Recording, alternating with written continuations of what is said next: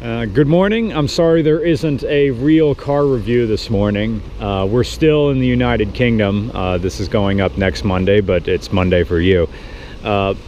We finished all our principal filming, but we didn't have any French cars. So Craig, I'm sorry I'm mispronouncing it, was kind enough to bring out a 2004 Renault what? It's a Renault Sport Clio 182. Okay. With the cup pack. We never had anything like this. I guess the closest thing this resembles is a Civic Type R, but we didn't get that in the United States. So this is 182 horsepower, which sort of looks, I mean, what is that next to us? Oh, that's another, is there anything that, Kia, I don't, you know, the fun thing is there's a Honda Fit over there, or a Honda Jazz, and this is smaller than that. So that in its in the United States makes, I think, 112 horsepower. This is smaller than that and it makes 182. Yeah. So how does it do that? Can we talk about the engine? Yeah, sure. Let's pop it. Obviously it's French, so the boot, the bonnet release is on this side rather than being on the driver's side, because you know they can't be bothered to switch over. I'm sorry about the wind noise. There's just wind everywhere. I'm going to cup my hand around the GoPro as best we can. As you can see, 2 litre 16 valve engine, 182 horsepower. There's not much space. You're right. There is nothing in here. I have that much in front of whatever that is. Let me just put your molding back on. It's French. Things like that are, you know, consumable. Yeah, but there's your motor mount. Where's your oil? Where's your oil filler? Oh, your it's under dipstick. here, so it's hidden under. It's got a little. Oh, huh. Well, thing. That makes So it look this is all nice. basically just a plastic cover. This is sort of like then a Ford Fiesta, where you just pop the engine cover off. Yeah, that is not much. You have no.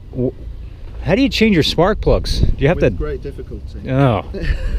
That's the problem. Stuff like the cam belt on things like this, you really have to take it to a specialist. And you're looking at sort of £600 or £700. Ooh.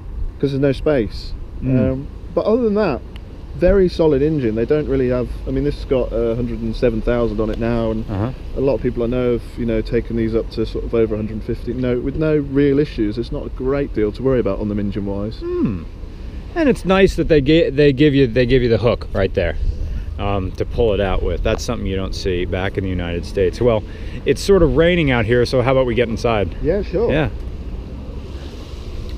My impressions of this is not going to be well and calculated. It's more going to be just a Yanks version, impressions of his driving his very first French car, which I can do legally here because we are on what? Private property. I'm going to cut right here so I can put the camera on my head. So Craig tells me mind the clutch. Yeah. It's heavy? Very. Oh, you were not kidding. That's yeah, they're all like that, unfortunately. Is it all the way down? Yeah. Okay. And does it start to grab immediately? No, it's quite progressive once you. It's just getting over the fact that it is very stiff, and you. Okay. I'm gonna pull this seat forward a little bit. Is that it right there? Yeah. Okay. So does the steering wheel move up and down? It does. Yeah. There's a lever underneath somewhere. That's the one. Okay. So that can come down. Actually, it's almost. Yeah, you were saying the driving position is a little odd. Yeah. It's a little bussy in here, like. And the wheel's quite big. Yeah, if I bring it down too much, it's going to hit my knees. Yeah. I'll bring it down just a tad. No, it's always the little things. Yeah. The seat belt, that's a different color than the rest of the upholstery. Yeah, and hopefully they made it silver so it gets kind of all manky with just, you know, your hands all it. Ah. I don't know why they didn't really think. Leh. I'm sorry, we were walking out of Tom's house this morning and I just said, oh, you haven't done a French car yet, and I just kept saying leh because I'm an idiot. What do I need to know before I turn the key? There's not really. I mean, you've got a lift-up reverse on this. All right. I've used one of those before, so it's up to the left. Yeah. Ford is doing that now. That's takes a bit of manhandling to do that. And 1, 2, 3, 4, 5. We won't really need 5. It's probably just going to be 1, 2, 3 in this parking lot. What else? Other than that, it's pretty straightforward. Lights are on the end of the stick. I think I'm gonna sit upright a little bit more. Is that? And no, it should be that's by bolstering. This lever, yeah. Okay. All right. That's pretty good. I'm sorry that you're gonna have to readjust No, it's everything. fine. Don't worry about it. Alrighty. Handbrake off. Key on. There it goes. And that's things loose there. A little bit defrost action. Yeah, just put the fan up. Just yeah. Keep it down a bit so we can talk. Does it turn off if I turn the fan back down? If you go all the way down, it goes off. But yeah, if you just leave it there, so that's it. Oh, it is on the windscreen with that pointy thing. Yeah. Okay. Oh, that's odd. Yeah. Again. Yeah, so it's pointing there, but that actually means that it's going there. You get face down, face above your head. Face, feet, and then up there. So why it has that, I don't know. Huh. I think that just kind of puts like it on maximum mode. So you can do a quick defrost. Huh. And then this does your temperature. Huh. I was saying on the ride here that this is another thing. As you see the wipers go, it's like on a double arm, so it eliminates that little shark fin of non-wipeable windscreen in front of you. French. Oh yeah, they overlap just a little bit. I'm sorry that I keep saying French. How about some headlights? There we go. There you go. Okay. All right, they've been waiting for us back there to follow us, so ring up in reverse. Where's it gonna grab? Where's it gonna grab? Oh, there. Yeah, it's just stiff, but it's other than that, it's fine. Okay. Those of you who are keen just saw my right hand move. Uh-oh, yeah, the right hand isn't doing anything. I keep saying, you heard it you're gonna hear it in other point of view videos. The oddity of having the luxury of driving with my dominant hand and shifting with my offhand. And thank you for not switching the turn signals. So Tom's behind us, keeping an eye on us. So Tom said that your power starts to come on at 4.5. 4.5, yeah. It's basically got variable valve timing. Mm-hmm. So it's almost a bit like VTEC, really, where you sort of notice a bit of a shove, and the engine note changes. Yeah. And then it'll just take off. So there's Golfers over there, and this has an aftermarket exhaust. I don't have diplomatic immunity. Don't do anything stupid. Don't do anything stupid. You're right though. Even below the power band, it still pulls. Oh yeah. It's the already I'm having fun, dude. It's the weight. It doesn't weigh anything, and it's just got the the big engine for its size. And also thin A-pillars. Is that 2? Am I 2? Am I in 4th? That's 2. There we go. Up a little bit of luggy. Oh, it takes first very good. That's something I've seen that USDM cars don't do very well. They don't take first. They only like to go, like my Honda Fit or Jazz for you, doesn't like first unless you're almost stopped. Yeah. But that was a nice roll through, and it was pretty good. This French car is not above early 2000s transgressions as far as the gigantic pillow for the airbag. They haven't figured out how to make it small yet. I like the double bubble instrument cluster here. And also, again, that's weird. They put the kilometers outside, but they decided to put the kilometers in red typeface on a black background. Dark red on a black background, because that's easy to see. One thing that bugs me about that is it kind of looks a bit like Comic Sans. Oh, now I can't unsee it. Yeah, once you've seen it, that's it. I have a bunch of symbols here on the dash, and I don't know what that was 4th gear. I don't know what they mean. One looks like a sine wave right there in the middle of my warning lights. What does that mean? I don't actually know what that one is. I've not had that one before. I've had stop, and one's traction control and oil and battery, but I don't actually know what that one is. Huh. I've not had it yet.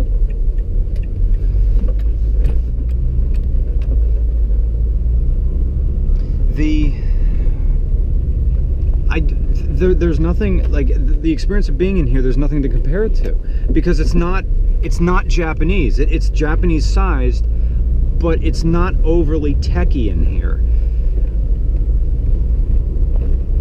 Why did you choose a Clio? Like, how did you own one, something like this before? I've had a few sort of French hot hatches. I've got a 205 GTI as well. And then I was actually looking for a sensible car as a daily driver, so I was actually looking for a 2-litre diesel sort of, you know, dull thing, and then accidentally on my search results once I forgot to uncheck diesel, and one of these popped up nearby. I thought I'll go and have a look, but you know, I'm not necessarily going to buy it. I'll just have a look because I've always thought they look like a fun car. And then I went to see it, and the guy that owned it was like, worked at a university, and he basically absolutely meticulously looked after it and done everything to it. You turn around here. Oh, this is where you'll get the turning circle. That's the fun thing. Oh, not. It has no turning. Yeah. Okay. Although I think it was because there's no space because of the engine, so the wheels don't really have anywhere to go. But yeah, so I bought it, the idea being just as a quick stopgap car, because I commute like 60 miles a day. I don't know, I've had it for 4 years. I don't see many Teslas here. No, maybe not in this area of the Midlands, I don't know. There's a few around. I'm sorry, I interrupted. No, yeah, cool. You were telling your story, and you have another Renault as well. I've got a Peugeot 205. Oh, I'm sorry, GTI, Peugeot. 1991. That's a bit more raw. A bit more what? A bit more raw. But the good thing with that is after I've stepped out of that and got into this, feels refined after I've been in the Peugeot. So you know, it's got like the Xeons and the climate control and some sort of sound deadening. So it's all relative. Okay, do these guys have the right of way? I don't know how it works with Golf. I don't know. Are they coming through? Oh, stopping for a smoke?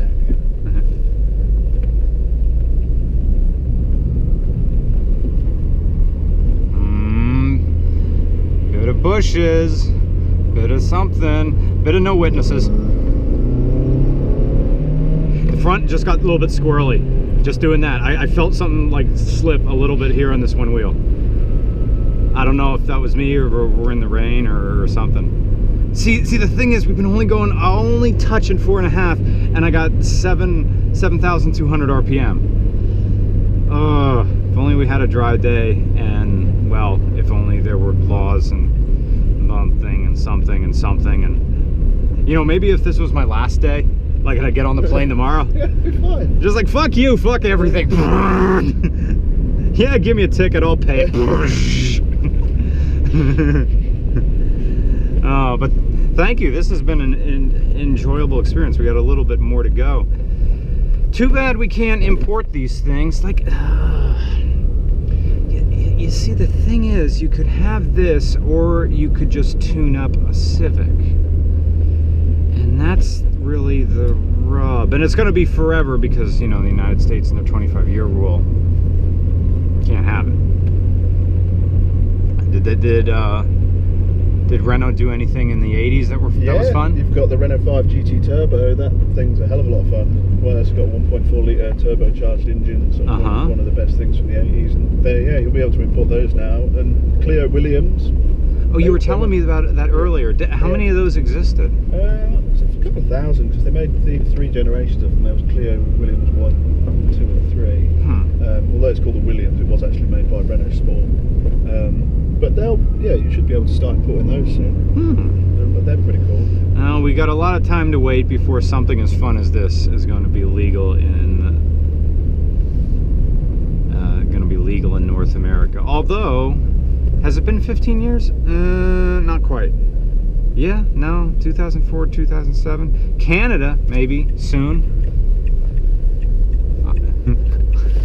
I can't do the math in my head and drive metric at the same time. Drive on this side.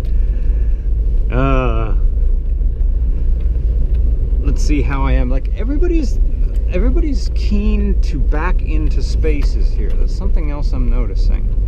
You know what? Let's go park right next to the Jazz, and we can see before we go how smaller this car is to what is already a small car by US standards. Let me try to get wheeled. Oh, I got kind of really close. I hope they don't mind. Well, we're not going to be here forever. That's not close. Okay. That's fine. All right. Here you go, sir. Thank you.